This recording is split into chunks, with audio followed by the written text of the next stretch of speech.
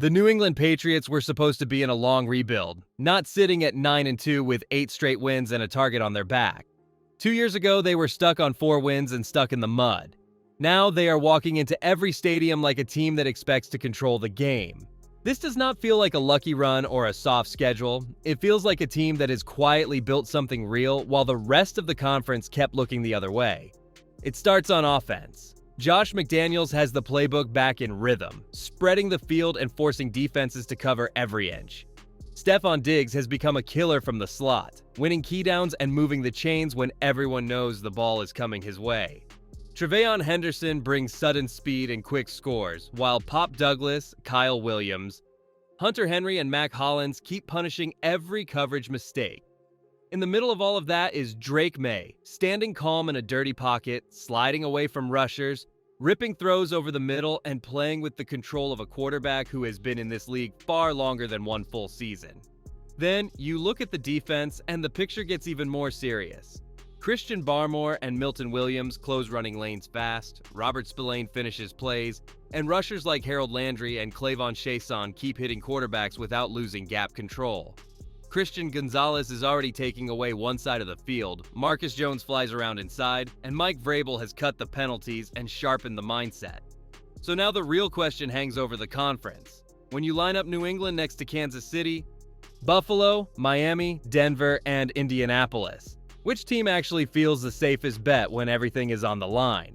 But before we get into that, hit that like and subscribe button for more Patriots and all the NFL content. Let's aim for 200 likes on this video. The New England Patriots are not just winning games, they are quietly sitting in the middle of an AFC that looks more shaky than people want to admit. The Kansas City Chiefs still have Patrick Mahomes, but they're rushing attack stalls too often and their receivers do not always help him in key moments. The Buffalo Bills and Miami Dolphins have already dropped games that raise real questions about how they handle pressure late in the season. The shocking part is that while everyone keeps waiting for those powers to fix their issues, New England just keeps stacking solid weeks. Look at the rest of the field. The Indianapolis Colts lean heavily on Jonathan Taylor, and when you force Daniel Jones to win through the air against a real secondary, things get uncomfortable fast. The Denver Broncos play tough defense and Bo Nix has flashes, but that offense can go quiet for long stretches. Even teams with big names feel like coin flips from one week to the next. What nobody is really talking about is that the Patriots rarely give you that kind of wild swing. They show up, play hard, limit mistakes, and do not beat themselves. That is where the real fear starts for the rest of the conference. In a year where almost every contender looks a little unstable, the team that was supposed to be rebuilding suddenly feels like the grown-up in the room.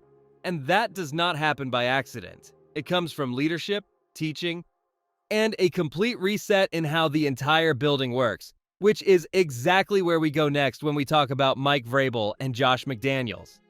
The New England Patriots did not just swap playbooks, they swapped an entire way of working.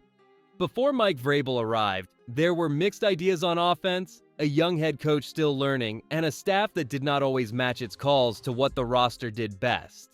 Drake Maye was asked to run more than he should behind a shaky line. The passing game had no clear rhythm, and game plans often felt reactive instead of controlled. It was not about effort, it was about direction. Vrabel walked in and gave the building a clear standard. Practices became cleaner, roles became sharper, and every position group knew exactly what was expected on Sunday. When a loss hit, he did not shrug it off or explode for the cameras. He used it as a teaching tool, then moved on. That calm edge comes from years of big games in Tennessee where he had to win with different styles. Now that mindset shows up in New England in how they prepare for each opponent instead of running the same idea every week and hoping it works. Josh McDaniels has matched that energy on offense. He looked at Drake Maye and built a system around his strengths instead of forcing the old version of the playbook on him. Reads are cleaner, route combinations fit his timing, and there is a clear plan for how to attack each defense. You can see it in the way Maye processes the field now, how he trusts his eyes and lets the ball go. That jump in command is not accidental, and it sets up the real story of this season, which is how fast Drake Maye has gone from surviving to taking full control of games. Drake Maye is playing like a quarterback who has finally caught up to the speed of the league and then passed it. Last season, he dealt with a shaky line, a changing staff, and even started the year behind Jacoby Brissett. He flashed talent, but it often felt like he was fighting the situation more than the defense.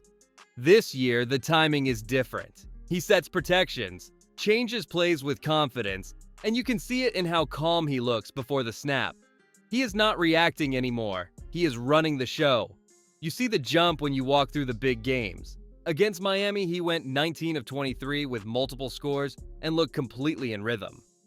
Versus Carolina, he posted 14 of 17 with 3 total touchdowns and set a new single-game completion mark in Patriots history. On the road in Buffalo, he went 22 of 30 for 273 yards, escaping a defensive tackle hanging off him to rip a first down to Stephon Diggs. Cleveland and Atlanta hit him over and over, 6 sacks in each matchup, yet he still finished with strong numbers and clutch throws in traffic. The old version of Maye might have folded in those spots. This one just keeps answering. What makes this even more scary for defenses is that he is not doing it alone. His trust in his receivers and backs is growing every week. He throws to spots before they break, attacks the middle with no fear, and lets his playmakers finish the job. That connection between a young star quarterback and a fully loaded group of weapons is what turns a good offense into a nightmare, and that is exactly where we go next. Stephon Diggs is the piece that tilts the field. Instead of living outside the numbers all game, he shifts inside, finds space, and punishes any soft spot in coverage. On second and third down, defenses know the ball might be coming his way, yet he still finds room, still finishes tough catches, and still keeps drives alive. That trust from Drake Maye has turned Diggs into the steady heartbeat of the passing game, not just a highlight player who shows up a few times a night. Behind him, the backfield is built like a 1-2 punch that stresses defenses in different ways. Tre'Veon Henderson brings fresh legs, burst, and real home run speed. Give him a crease on a screen or a draw and he can flip field position in one snap. Ramondre Stevenson brings power, vision, and poise in protection. On short yard situations and in passing downs, he gives the coaching staff a back they can trust to handle traffic and keep Maye clean. It is not about picking one or the other forever. It is about using both the right way so they make each other more dangerous.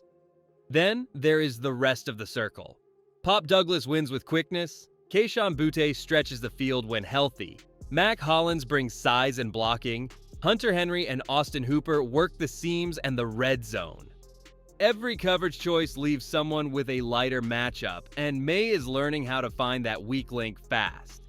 The only thing that can slow all of this down is not a lack of weapons.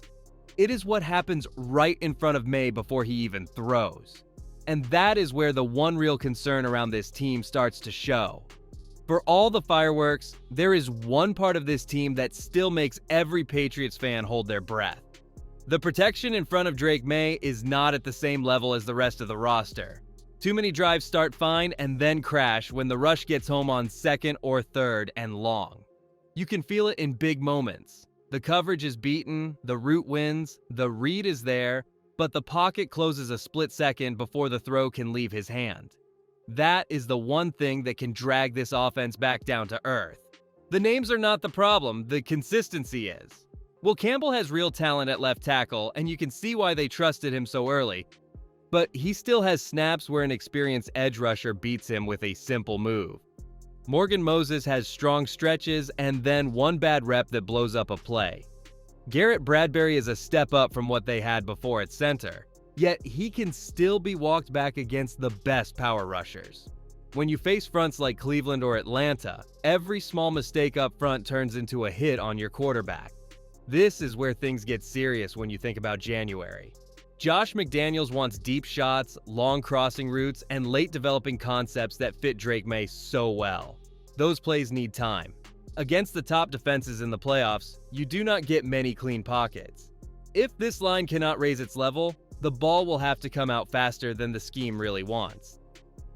The path the Patriots took through this schedule already shows that story, and when you trace their season from the early losses to the statement wins, you see exactly how often protection has been the one thing holding them back. The New York Jets were the kind of opponent that exposes a fake contender. New coach, Young roster, Justin Fields at quarterback, but with one thing that can flip any game in a second: elite special teams and a running back in Breece Hall who can score from anywhere. They had just taken 2 kicks back for touchdowns against Cleveland, and every preview circled the same thing. If New England lost focus for even one snap on coverage or gap control, this could turn into a long night, fast. Instead, it turned into a measuring stick. Drake Maye threw for 281 yards on 25 of 34, never looked rushed, and kept finding answers on 3rd down when the Jets tried to heat him up. Tre'Veyon Henderson punched in 3 total touchdowns and showed again why he changes the math for this offense. Stephon Diggs crossed the 100-yard mark and kept punishing Jarvis Brownlee in space. On defense, Christian Gonzalez in the back end smothered Fields to 116 passing yards, and the front kept Hall from taking over on the ground. Most important, special teams did not crack. No free scores, no short fields, just clean, controlled football on a short week. Now the path gets even more interesting. Cincinnati, Buffalo, Baltimore, then division games to close the year, all waiting to see if this version of New England is a temporary hot streak or the new standard in the conference. The race for the top seed is tight. The names around them are bigger. But when you look at how the Patriots have handled every style of opponent so far, the real question flips. It is no longer whether they belong in that group, it is which one of those other teams truly wants to see Drake Maye and this defense in a freezing playoff game in Foxborough.